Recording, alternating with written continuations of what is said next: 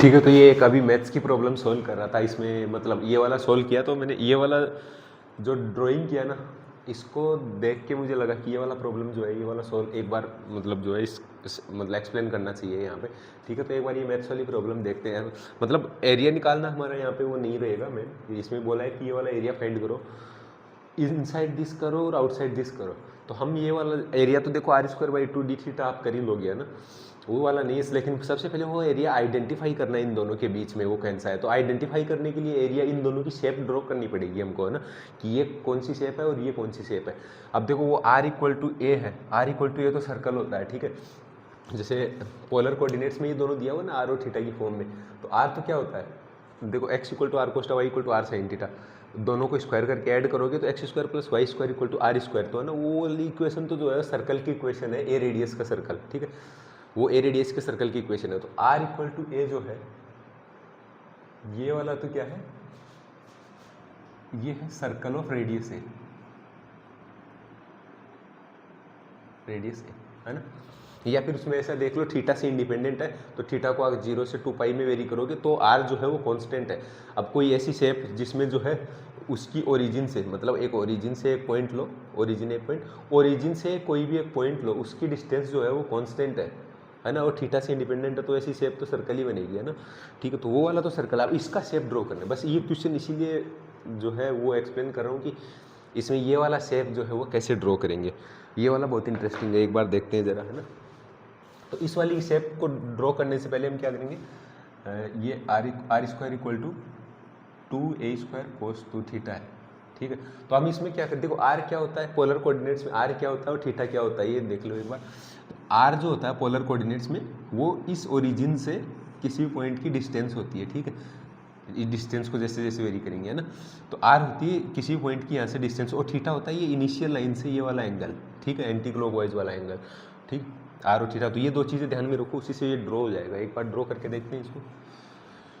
तो इसमें देखो थीटा को जब भी पोलर कोऑर्डिनेट्स में कोई प्रॉब्लम दी हुई है ना, तो सब बस आप थीटा वेरी करो और थीटा वेरी कर करके r फाइंड करते जाओ, ठीक है। तो इसमें अगर cos 2 थीटा दे रखा है वहाँ पे, तो cos 2 थीटा दे रखा है, तो अब जो जैसे इनिशियली हम लेंगे थीटा मान लो इक्वल टू थीटा का रेंज ले लेके देखें। देखो यहाँ पे अगर 2 थीटा है, तो अगर थीटा का मान लो 0 से π/4 में रेंज ले रहा हूँ मैं, जो थीटा है वो ग्रेटर देन 0 से लेस देन, अच्छा ये π/4 में क्यों लिया, क्योंकि 2 इसको 0 से π/4 में लूँगा ना, तो कोस का ग्राफ आप देखो, कोस का ग्राफ को ध्यान रखो, है ना। कोस का ग्राफ कैसे होता है, इस तरीके से, ठीक है। अब ये वाला π/2 होता है, ये पाई, ये 3π/2, ये 5π, सॉरी 2π, और ये 2π के बाद में ये 5π/2, ठीक। और इसी तरीके से ये चलता रहता है। तो अब देखो थीटा जब कोस थीटा, ये किसका ग्राफ है, कोस थीटा का ग्राफ है ना, तो थीटा को 0 से π/2 में रखोगे तो ये पॉजिटिव है ना। अब ऐसे ही मान लो ये वहाँ पे 2 थीटा दिया हो, 2 थीटा दिया हुआ, तो थीटा अगर 0 से π/4 में रखोगे तो 2 थीटा 0 से π/2 के बीच में होगा। तो 2 थीटा किसके रेंज में होगा, 2 थीटा जो होगा, 2 थीटा होगा 0 से π/2 के बीच में, और 0 से π/2 के बीच में 2 थीटा जब 0 से π/2 के बीच में है, तो कोस थीटा जो है वो ये 2 थीटा 0 से π/2 में है, तो कोस थीटा जो है वो 0 से, मतलब कोस थीटा 0 से π/2 में है, लेकिन कोस 2 थीटा का ग्राफ ड्रॉ करोगे तो थीटा अगर 0 से π/4 में लोगे तो इसलिए 2 थीटा 0 से π/2 में होगा। इसका मतलब कोस के आगे जाने वाला जो है कोस के आर्ग्यूमेंट में जो भी जाएगा वो 0 से π/2 का वैल्यू जाएगा, और कोस के आर्ग्यूमेंट में 0 से π/2 में जाता है तो ये पॉजिटिव होता है, ठीक है। और साथ में डिक्रीजिंग भी, यहाँ पे देखो ये डिक्रीजिंग भी है, साथ में यहाँ पे कोस थीटा है ना, लेकिन यहाँ पे 2 थीटा में आर्ग्यूमेंट कोस में यहाँ पे जा रहा है 2 थीटा आर्ग्यूमेंट में जा रहा है, तो लेकिन 2 थीटा अपने आप में 0 से π/2 में है, 0 से π/2 में, तो कोस जो है वो क्या होता है, डिक्रीजिंग होता है और पॉजिटिव होता है। तो ये वाला ग्राफ जो होगा वो थीटा जब 0 से π/4 में लोगे, थीटा 0 से π/4 में लोगे, तब कोस के आर्ग्यूमेंट में जो जाएगा वो 0 से π/2 का वैल्यू जाएगा, और 0 से π/2 में कोस डिक्रीजिंग होता है और पॉजिटिव होता है।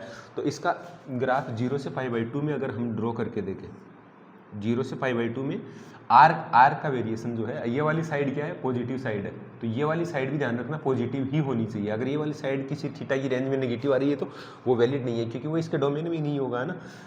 तो 2 थीटा अगर 0 से π/2 में है तो ये कोस जो है वो डिक्रीजिंग है प्लस पॉजिटिव है, तो 0 पे कितना होगा, अगर तो यहाँ पे देखो कोस 0 पे जो है वो मैक्सिमम दे रहा, तो ये 2 थीटा भी जो है 0 पे मैक्सिमम देगा, 0 पे इसमें डालेंगे तो कितना देगा, r √2a, r कितना होगा √2a।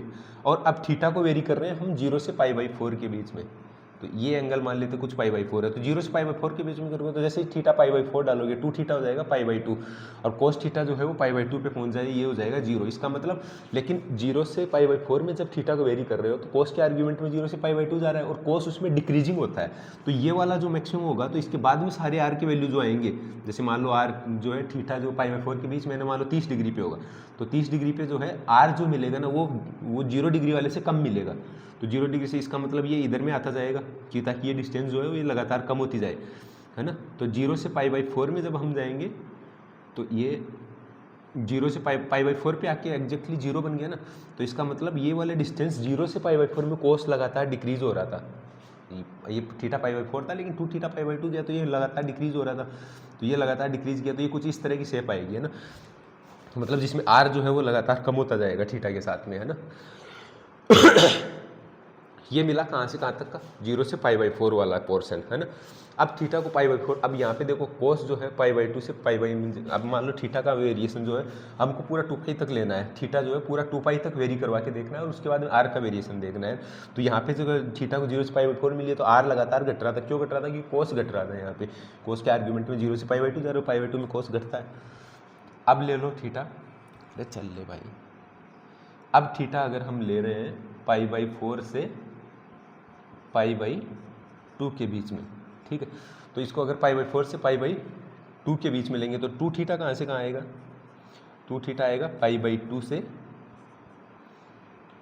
पाई के बीच में, है ना, 2 थीटा आएगा π/2 से पाई के बीच। अब देखो मतलब ये कोस के आर्ग्यूमेंट में जब थीटा π/4 से π/2 के बीच में इस वाले रेंज में ले रहे हो, तब कोस के आर्ग्यूमेंट में π/2 से पाई का वैल्यू जाएगा, और कोस के आर्ग्यूमेंट में π/2 से पाई का वैल्यू जाता है तो वो कोस बनता है नेगेटिव, ठीक है, कोस नेगेटिव बन गया ना, यहाँ पे कोस नेगेटिव वैल्यू देगा। इसका मतलब जब थीटा π/2 से π/2 में रखोगे तो 2 थीटा जाएगा ये वाला कोस के आर्ग्यूमेंट में यहाँ पे, और कोस का आर्ग्यूमेंट जो है वो इस रेंज में नेगेटिव वैल्यू देता है, ये साइड है पॉजिटिव, ये साइड हो जाएगी नेगेटिव, तो ये वाला रेंज तो वैलिड ही नहीं है ना। तो इस वाला रेंज मतलब ये डोमेन में नहीं है तो ग्राफ क्यों ड्रॉ करेंगे, ग्राफ तो उन्हीं वो वैल्यूज की हम एक्स वाई का ग्राफ ड्रॉ करते हैं तो क्या करते हैं, उन्हीं वैल्यू के लिए ग्राफ ड्रॉ करते हैं जिनमें फंक्शन डिफाइन होता है, मतलब जो डोमेन फंक्शन का होता है उसी में ड्रॉ करते हैं, तो ये तो डोमेन में नहीं है इसके, है ना। ऐसे ही अब तीसरा लेते हैं, अब इसके अंदर तीसरा लेंगे तो तीसरा है थीटा कहाँ से कहाँ तक कर लिया है हमने, हमको पूरा थीटा जो है 2π तक घुमाना है ना। अब देखो π/4 से π/2 ले लिया, अब लेंगे हम π/2 से लेंगे 3π/2 के बीच में, थीटा को लेंगे π/2 से 3π/4 के बीच में, 3π/4 के बीच में लेंगे, ठीक है ना।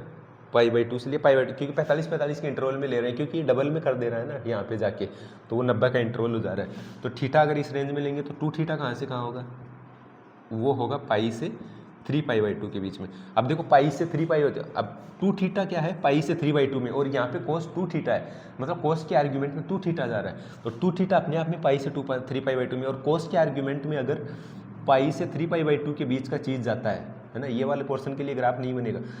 पाई से 3π/2 के बीच में जा रहा है तब भी कोस नेगेटिव हो रहा है, वो वाला साइड पॉजिटिव ये वाला साइड नेगेटिव, तो पॉसिबल नहीं है ना। तो इसका मतलब ये भी डोमेन के अंदर नहीं है ना, ये वाला भी डोमेन में नहीं है, तो इस वाले रेंज के लिए भी ग्राफ नहीं होगा, है ना। तो पहला ये हो गया, दूसरा, और ये तीसरे में भी नहीं बनेगा, है ना। अब चौथा लेते हैं इधर, चौथा जब लेंगे तो चौथा कहाँ से कहाँ तक कर लिया 3π/2। अब थीटा जो है वो 3π/4 से लेंगे, मैंने इसमें बस ड्रॉ करके वो रीजन आइडेंटिफाई करना है बस, फिर तो इंटीग्रेशन है। 3π/4 से पाई के बीच में लेंगे तो 2 थीटा कहाँ से कहाँ बनेगा, 3π/2 से 2π के बीच में, और 3π अब यहाँ पे कोस 2 थीटा ले रहे हैं, 2 थीटा क्या है 3π/2 से 2π के बीच में, और कोस के आर्ग्यूमेंट में 3π/2 से 2π के बीच का कोई वैल्यू जा रहा है, तो 3π/2 से 2π के बीच का वैल्यू अगर कोस के आर्ग्यूमेंट में जाता है ना, तो कोस उसमें पॉजिटिव देता है, तो इसका मतलब ये वाला डोमेन जो है वो वैलिड है, इसमें ग्राफ बनेगा उसका। अब 3π/2 का वैल्यू डालो, अब 3π/2 से देखो 2π में कोस जो है वो इंक्रीजिंग है, मतलब कोस का वैल्यू जो यहाँ से डालना है यहाँ तक शुरू करोगे ना, तो ये वाला कोस जो है वो राइजिंग है, इसका मतलब इसका वैल्यू जो है ये कोस 2 थीटा में जो 2 थीटा जा रहा है, कोस के वाला में 2 थीटा जा रहा है, ये वाली वैल्यू में ये वाला जो पूरा है ना ये वाला राइजिंग होगा, तो इसका मतलब ये 3π/2 पे मिनिमम देगा और साथ में 2π पे मैक्सिमम देगा, है ना। तो 3π/2 पे अगर हम इसको ड्रॉ करेंगे तो 3π/2 इसके अंदर डालो, 3π/2 2 उसके अंदर डालेंगे तो वो कितना बनेगा 3 पाई, ठीक है। और उस पर ये कितना बनेगा 3 पाई बाई 2 थीटा के अंदर डालेंगे, अच्छा 2 थीटा को डालेंगे 3 पाई बाई 2, 3 पाई बाई 2 पे कोस क्या दे रहा है 0, ठीक है। तो ये देगा 3 पाई बाई 2 पे 0 और 2 पाई पे कितना देगा 1, तो 3 पाई बाई 2 से 2 पाई तक ये इंक्रीजिंग होगा, ठीक है। तो यहाँ पे इसका ग्राफ बनाएंगे अगर 3 पाई बाई कौन सी रेंज के लिए बन रहा है वो ध्यान रखना, थीटा की रेंज अलग है और 2 थीटा अलग है, हम थीटा के लिए ड्रॉ कर रहे हैं। थीटा है 3 पाई बाई 4 से पाई और 3 पाई बाई 4 से पाई अगर हम देखें तो ये वाला पोर्शन होता है 3 पाई बाई 8 से पाई के बीच में। इस वाली पोर्शन के अंदर, इस वाले पोर्शन के अंदर 3 पाई बाई 8 से पाई के अंदर ये वाला ग्राफ जो है वो 3 पाई बाई 2 पे 0 दे रहा है और 2 पाई के ऊपर रूट 2 देगा, है ना। तो ये वाला ग्राफ जो है ये ऐसे बढ़ के यहाँ तक जाएगा पाई तक, ठीक है। 3 पाई बाई 2 से 2 पाई का भी मिल गया, 3 पाई बाई 8 से पाई के बीच में मिल गया, है ना। अब ऐसे इसका ग्राफ जो है इस वाला जो सेक्शन है इसका 3 पाई बाई 2 से 2 पाई में हो गया। थीटा कहाँ से लिया 3 पाई बाई, थीटा को 2 पाई तक घुमाना, थीटा अभी पाई से लेके 5 पाई बाई 2 तक लेंगे, है ना। मतलब कितना हो गया pi by 2 pi by 4 2 pi by 3 pi by 4 pi by 5 pi by 4, है ना। तो इसको लेंगे हम कहाँ तक 5 पाई बाई 4 तक, पाई से 5 पाई बाई 4 में लेंगे तो 2 थीटा कहाँ से कहाँ तक होगा 2 थीटा होगा 2 पाई से यहाँ तक कहाँ तक आ गया था 2 पाई तक आ गया था ना, 2 पाई से लेके 5 पाई बाई 2 तक और 5 पाई बाई 2 ये वाला है ना। अब देखो 2 थीटा क्या है 2 पाई से 5 पाई बाई 2 के बीच में, 2 पाई से 5 पाई बाई 2 में कोस डिक्रीजिंग होता है, ठीक है। और 2 पाई पे मैक्सिमम देगा और 5 पाई बाई 2 पे 0, 5 पाई बाई 2 पे 0 देगा। तो यही वाला तो 2 थीटा वाला आर्ग्यूमेंट कोस में जा रहा है, तो कोस में जा रहा है 2 पाई से 5 पाई बाई 2 का वैल्यू और कोस में 2 पाई से 5 पाई बाई 2 का वैल्यू जाता है तो वो डिक्रीजिंग देता है और साथ में 2 पाई पे मैक्सिमम 3 पाई बाई 2 पे मिनिमम। तो इसका मतलब इस वाले रेंज में भी ये कोस थीटा पॉजिटिव है तो ये वाला डोमेन भी वैलिड है और इस वाले में हम आ गए हैं 5 पाई बाई 4 तक, ये वाला एरिया जो है 5 पाई मतलब पाई से 5 पाई बाई 4 का वैल्यू, पाई से 5 पाई बाई 4 वाले के अंदर क्या होगा ये डिक्रीजिंग है तो ये वाला पाई के ऊपर मैक्सिमम देगा 5 पाई 4 पे मिनिमम देगा। तो ये वाला पोर्शन भी हमारा ग्राफ का हिस्सा बनेगा, ठीक है। अब छठवां लेंगे, अब छठवां देखो अब अभी आपने देखा था ना इसमें कि पाई बाई 4 देखो 0 से पाई बाई 4 में बना, फिर उसके बाद में पाई बाई 4 से पाई बाई 2 में नहीं बना, नेगेटिव आया, फिर से नेगेटिव आया। अब जब यहाँ पे जाएंगे ना 2 थीटा 5 पाई बाई 2 से आगे लोगे, इसको 5 पाई बाई 4 से आगे लेके जाओगे तो ये फिर से नेगेटिव बनेगा, इस वाले पोर्शन में एंटर हो जाएंगे, यहाँ तक आ गए ना। अब फिर से आगे तो ये वाले दो आगे के 2 रीजन जो आएंगे, इसका मतलब 2 रीजन कितना है, एक रीजन कितने का हम पाई बाई 4 इंटरवल के ले रहा है, इसका मतलब आगे वाले 2 पाई बाई 4 के इंटरवल आएंगे, एक पाई बाई 4 के इंटरवल में ये पाई बाई 2 के इंटरवल वाला निगेटिव हो जाएगा कोस 2 थीटा, मतलब एक पाई बाई 4 का इंटरवल हम थीटा का ले रहे हैं तो कोस 2 थीटा पाई बाई 2 के इंटरवल का बनेगा, वो निगेटिव होगा इस वाले, और आगे वाले पाई बाई 4 में भी नेगेटिव होगा। इसका मतलब ये कौन सा था 5 पाई बाई 4 से लेके और ये वाला था 270 तक जो है वो कोस नेगेटिव होगा और उससे आगे वाले में भी नेगेटिव होगा। इसका मतलब इन दोनों के अंदर में 6 और 7 जो लेंगे थीटा का रेंज वो होगा 5 पाई बाई 4 से ये 90 मतलब pi by 2 2 pi by 2 3 pi by 2 तक, 3 पाई बाई 2 तक लेंगे तो ये वाला रीजन वैलिड नहीं होगा, है ना। क्यों, क्योंकि ये वाला आर्ग्यूमेंट वहाँ पे डालोगे ना कोस नेगेटिव देगा और वो वाली साइड पॉजिटिव, ये वाली साइड नेगेटिव। सेम इस 7वें वाले केस में भी होगा, यहाँ पे जो है थीटा इसमें है बनेगा तब। अब थीटा अगर 3 पाई बाई 2 से 7 पाई बाई 4 लोगे, है ना, 5 पाई बाई 4 आ गया था ना 7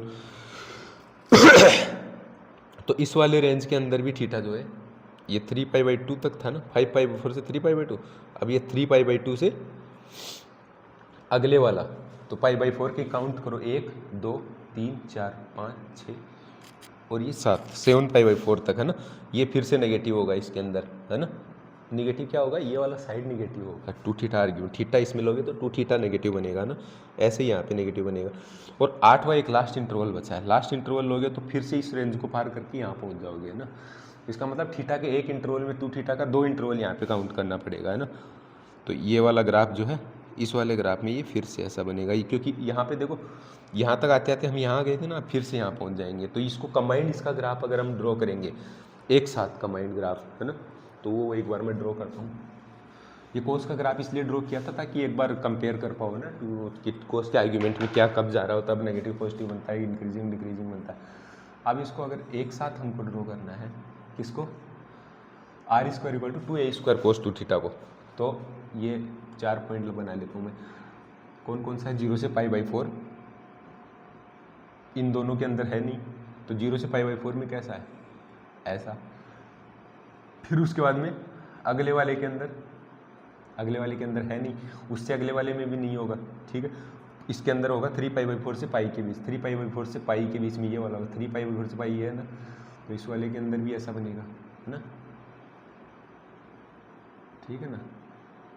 शेप से हमें कोई इंटरेस्ट नहीं है, ठीक है, क्योंकि हमको ये पता है कि ये लगातार डिक्रीज हो रहा था, यहाँ पे लगातार इंक्रीज हो रहा था, क्योंकि कोस्ट इंक्रीज डिक्रीज हो रहा था उस हिसाब से। अब अगले वाला इंटरवल देखो, अगले वाले इस इंटरवल के अंदर आएंगे, पाँचवें के अंदर, तो वो कहाँ से कहाँ बनेगा? पाई से 5π/4, तो ये पाई से, ये वाला रेंज है पाई से 5π/4 के बीच में फिर से डिक्रीज हो रहा था, ठीक है। अब अगले दो में फिर से नहीं बनेगा, क्यों? क्योंकि अगले दो में फिर से नेगेटिव बन रहा है, और फिर अगले लास्ट वाले में जो बनेगा वो ऐसे बनेगा। तो इस वाले का जो शेप बनेगा ना, r² = 2a² cos थीटा, वो इस तरह का शेप बनेगा। और इसमें ये बात ध्यान रखना, जब इसमें थीटा 0 डाल रहे हैं तो कितना आ रहा है? √2a आ रहा है। √2 कितना होता है? 1.4।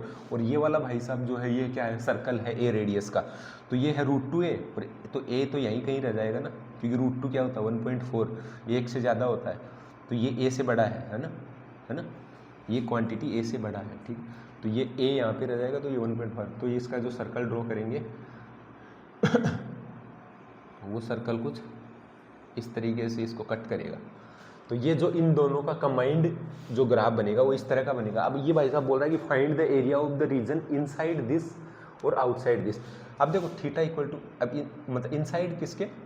ये जो शेप बनेगी इसके, तो इसके इनसाइड तो ये वाला पूरा भी है और ये वाला पूरा भी है ना, और आउटसाइड है सर्कल, तो सर्कल के आउटसाइड ये वाला पूरा एरिया है। तो दोनों का कंबाइन करोगे ना, तो सर्कल के आउटसाइड और इसके इस शेप के इनसाइड, तो ये वाला एरिया बनेगा इधर का, और इस साइड में कौन सा बनेगा? सर्कल के आउटसाइड और इसके इनसाइड, तो ये वाला एरिया, ये दोनों एरिया बनेंगे, ठीक है।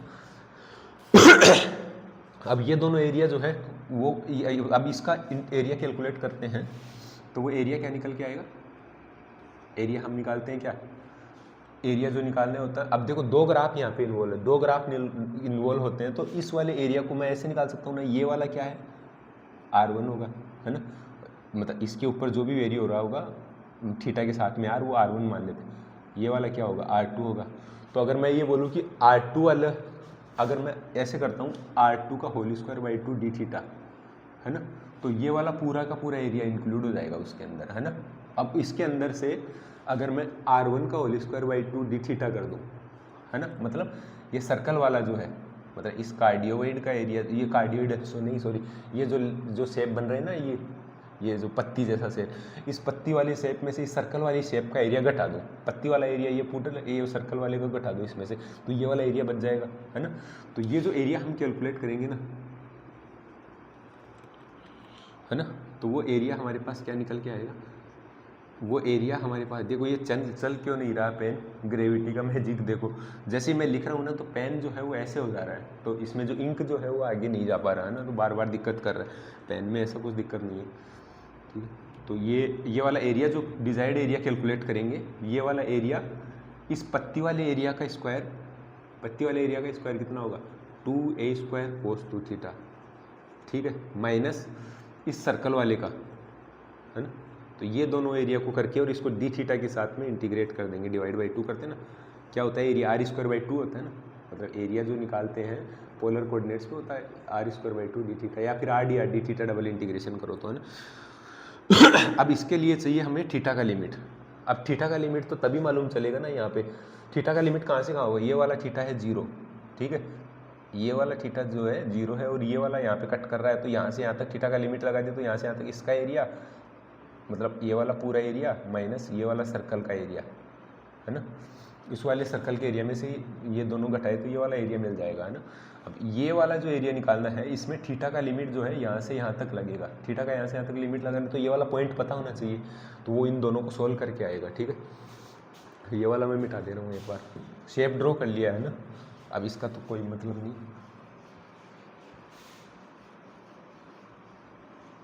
तो ये वाले को एक बार, ये वाला थीटा फाइंड करने के लिए हम क्या करेंगे? दोनों का इंटरसेक्शन फाइंड करने के लिए क्या करते हैं? 2a² cos 2 theta equal to a के बराबर कर दो उसको, है ना, मतलब 2a² cos theta equal to a²। R का वैल्यू जो है वो उधर से पुट कर देंगे, तो ये ए स्क्वायर कैंसिल हो जाएगा। कोस 2 थीटा इक्वल टू 1/2। तो 2 थीटा कितना होना चाहिए, कोस देखो कोस का ग्राफ बनाओ यहाँ पे सीधा, जब ये ऐसे निकालो ना तो सीधा कोस का ग्राफ बना दिया करो इस तरीके। तो 1/2 यहाँ कहीं बनेगा, 1/2 2 थीटा कितना होना चाहिए 30 डिग्री, 2 थीटा कितना होना चाहिए 60 डिग्री, तो थीटा कितना होगा 30 डिग्री, ठीक है ना। ये वाला पॉइंट जो है वो 30 पे कट करेगा, मतलब ये जो थीटा यहाँ से यहाँ तक का बनाएंगे हम, इस आर को मिटा दे रहा हूँ एक बार, है ना। तो ये वाला जो थीटा होगा ये 30 डिग्री बनेगा। तो ये जो है ये कर्व सिमेट्रिक है, तो ये नीचे में जो कट करेगा वो कितने पे करेगा -30 पे। ऐसे ही यहाँ पे जो है ये वाला डिफरेंस जो होगा ये भी 30 डिग्री का होगा, है ना। मतलब 180 में से ये 150 डिग्री घटा दो, वो वाला हो जाएगा, और ये भी -30 होगा, है ना। तो इस एरिया को मैं ऐसे लिख सकता हूँ ना कि 0 से 30 के बीच में लिमिट लगा दूँ थीटा का, ठीक है। थीटा का लिमिट लगा दिया 0 से 30 के बीच में वो 30 पे कट कर रहा है ना, 0 से 30 के बीच में लिमिट लगाया, तो ये वाला एरिया भी सिर्फ मिलेगा। और ऐसे 4 पोर्शन है, मतलब थीटा का 0 से 30 के बीच में लिमिट लगा के ये वाला इंटीग्रेशन करता हूँ तो मुझे सिर्फ ये वाला एरिया मिलेगा। और ऐसे 4 एरिया हैं, तो इसको 4 से मल्टीप्लाई कर देंगे, है ना। 0 से 30 वाला लिमिट लगा के, तो ये 4 एरिया हो गए। तो ये वाला आंसर जो निकल के आएगा वो वाला इंटीग्रेशन का एरिया होगा। तो ये वाला इंटीग्रेशन कैलकुलेट करने, तो ये वाला इंटीग्रेशन कैलकुलेट करें तो क्या बनेगा, वो है नहीं उसमें कुछ ज़्यादा, पूरे में 2 है ना, तो 2 टाइम्स ये बना 2a² ये, और ये बना sin 2 θ/2, है ना। और साथ में माइनस का a² थीटा, और इसका पूरे का लिमिट 2 जो है वो पूरे के बाहर है ना, इसका लिमिट लगा दो 0 से 30 डिग्री के बीच में। हाँ 0 से 30 के बीच में लगाया तो ये कितना बना 2, और ये वाला 2 को पूरा से बाहर, है ना। ये 2 से 2 कैंसिल हो गया, ये a²। अब साइन के आगे 60 जा रहा है, 30 डालोगे तो 60 जाएगा ना, वो कितना बचेगा √3/2। ये 2 कैंसिल हो गया, है ना। माइनस a² इंटू 30 को क्या लिखते हैं π/6, ठीक है। और थीटा 0 डालोगे तो 0, ये वाला 0, तो ये वाला बनेगा। अब इसमें फिर से ले जाओ अंदर में लेके जाएंगे तो ये क्या बनेगा a² √3 माइनस a² π/3, ठीक है। फिर इसको सोल्व कर लो, a² बाहर निकाल लो, √3 माइनस π/3, या फिर ये बन गया a² 3 √3 माइनस π, ये इसका आंसर है ना। तो ये शेप ड्रॉ करना, जब भी पोलर का कोई भी क्वेश्चन है, 1-2 क्वेश्चन मैंने पोलर के और करवा रखे हैं ना, वो वाला देखना, उसमें भी मैंने ड्रॉ करना सिखाया है। यहाँ पे ये वाला जो है उनमें सब में से अच्छा वाला वीडियो बनाया मेरे हिसाब से। क्यों, इसलिए क्योंकि इसके अंदर मैंने एक बार सारा का सारा पूरा थीटा का वेरी करवा के, ऐसा थीटा का वेरी जो है किसी और जो लेक्चर रिकॉर्ड किया है उसमें नहीं बनाया। ये अभी मैं सोल्व कर रहा था तो मैंने जब बनाया था ना, इसलिए मुझे लगा कि ये वाला जो है मतलब पोलर एरिया में, पोलर कोऑर्डिनेट्स में एरिया कैलकुलेट करने वाली प्रॉब्लम जो सोल्व करते हैं उनमें सबसे अच्छी प्रॉब्लम है ना। ठीक है, समझ आया होगा। इस वाले वीडियो के लिए धन्यवाद।